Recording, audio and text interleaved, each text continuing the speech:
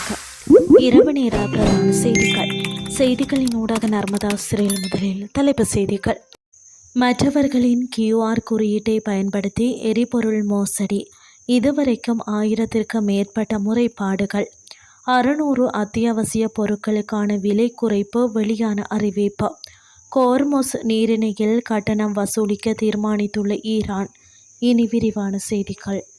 மற்றவர்களுக்கு சொந்தமான கியூஆர் குறியீடுகளை முறைகேடாக பயன்படுத்தி எரிபொருள் பெற்றுக்கொள்ளும் சம்பவங்கள் தொடர்பாக 1000க்கும் மேற்பட்ட முறைப்பாடுகள் கிடைத்துள்ளதாக டிஜிட்டல் பொருளாதார அமைச்சு தெரிவித்துள்ளது. இதுகுறித்து அந்த அமைச்சின் செயலாளர் வர்ணஸ்ரீ தனபால தெரிவிக்கையில், இந்த முறைப்பாடுகள் தொடர்பாக காவல்துறையினருடன் இணைந்து விரிவான விசாரணைகள் ஆரம்பிக்கப்பட்டுள்ளதாக குறிப்பிட்டார். கிடைத்துள்ள முறைப்பாடுகளில் 150க்கும் அதிகமானவை மேலதிக சட்ட நடவடிக்கைகளுக்காக காவல்துறையிடம் ஒப்படைக்கப்பட்டுள்ளன.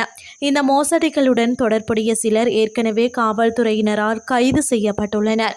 எரிபொருள் நிரப்பு நிலையங்களில் பொருத்தப்பட்டுள்ள பாதுகாப்பு சோதனை கேமராக்களின் காட்சிகளை ஆய்வு செய்த சந்தேக நபர்களை கைது செய்ய காவல்துறையினர் நடவடிக்கை எடுத்து வருகின்றனர். இருப்பினும் சில சந்தர்ப்பங்களில் அறியாமை காரணமாக அல்லது தவறான புரிதலால் மற்றவர்களின் கியூஆர் குறியீடுகளை பயன்படுத்திய சம்பவங்களும் இந்த முறைப்பாடுகளில் உள்ளடங்கியுள்ளதாக அமைச்சின் செயலாளர் சுட்டிக்காட்டினார். தற்போது வரை சுமார் 6 மில்லியனுக்கும் அதிகமானோர் எரிபொருள் கியூஆர் குறியீட்டை பெற்றுக்கொள்வதற்காக பதிவு செய்துள்ளனர். பொதுமக்கள் தமது கியூஆர் குறியீடுகளின் பாதுகாப்பை உறுதிப்படுத்துமாறும் அதனை மற்றவர்களுடன் பகிர வேண்டாம் எனவும் அறிவுறுத்தப்படுகிறார்கள்.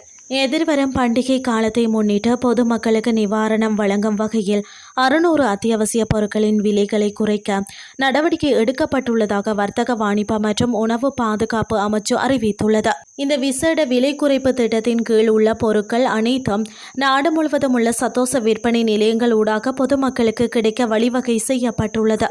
பண்டிகை காலங்களில் பொருட்களை அதிக விலைக்கு விற்பனை செய்யும் வர்த்தகர்களிடமிருந்து நுகர்வோரை பாதுகாப்பதே இந்த திட்டத்தின் முதன்மை நோக்கம் என பிரதி அமைச்சர் RM ஜெயவர்தன குறிப்பிட்டார். அத்துடன் பண்டிகை காலத்தில் எவ்வித தட்டுப்பாடுமின்றி அத்தியாவசிய பொருட்களை வழங்குவதற்கு தேவையான அனைத்து ஏற்பாடுகளும் செய்யப்பட்டுள்ளதாக அவர் இதன்போது தெரிவித்துள்ளார். இதேவேளை விலை குறைப்புகளுடன் இணைந்து உள்ளூர் சந்தையில் அதிக விலைக்கு பொருட்களை விற்கும் வியாபாரிகளை கண்டறியும் விசாரணைகளும் ஆரம்பிக்கப்பட்டுள்ளதாக தெரிவிக்கப்படுகின்றது. இந்த ஆய்வுகளை மேற்கொள்வதற்காக நுகர்வோர் விவகார அதிகார சபையின் அனைத்து அதிகாரிகளுக்கும் அறிவுறுத்தப்பட்டு தயார்படுத்தப்பட்டுள்ளதாக பிரதி அமைச்சர் உறுதிப்படுத்தினார். இனி வெளிநாட்டு செய்திகள். மத்திய கிழக்கில் போர் தொடரும் நிலையில் கோர்முஸ் நீரிணை வழியாக பயணிக்கும் கப்பல்களிடம் கட்டணம் வசூலிப்பதற்கான சட்டங்களை இயற்ற ஈரான் நாடாளுமன்றம் நடவடிக்கை எடுத்து வருவதாக சர்வதேச ஊடகங்கள் செய்தி வெளியிட்டுள்ளன. இதற்கான சட்டமூலம் ஏற்கனவே தயாரிக்கப்பட்டுள்ளதுடன் விரைவில் சட்டத்துறையினால் அது இறுதி செய்யப்படும் என ஈரான் நாடாளுமன்றத்தின் சிவில் விவகார குழுவின் தலைவரை மேற்கோள் காட்டி செய்திகள் வெளியாகியுள்ளன. இந்த திட்டத்தின்படி கோர்முஸ் நீரிணை வழியாக செல்லும் கப்பல்களின் பாதுகாப்பை உறுதிப்படுத்துவதற்காக ஈரான் கட்டணம் வசூலிக்க வேண்டுமென்று அந்த அதிகாரி குறிப்பிட்டுள்ளார். இது ஒரு சாதாரண நடைமுறை என்று மேலும் தெரிவித்துள்ள அவர், ஏனைய போக்குவரத்து வழிகளைப் போலவே ஒரு நாட்டின் ஊடாக பொருட்கள் கொண்டு செல்லப்படும் போது வரி செலுத்தப்படுகிறது என சுட்டிக்காட்டியுள்ளார். கோர்முஸ் நீரிணையும் அத்தகைய ஒரு வழிபாதையே. அதன் பாதுகாப்பை நாங்கள் உறுதிப்படுத்துவதால் கப்பல்களும் எண்ணெய் தாங்கிகளும் அதற்கு கட்டணம் செலுத்துவது இயல்பானது என்றும் கூறியுள்ளார்.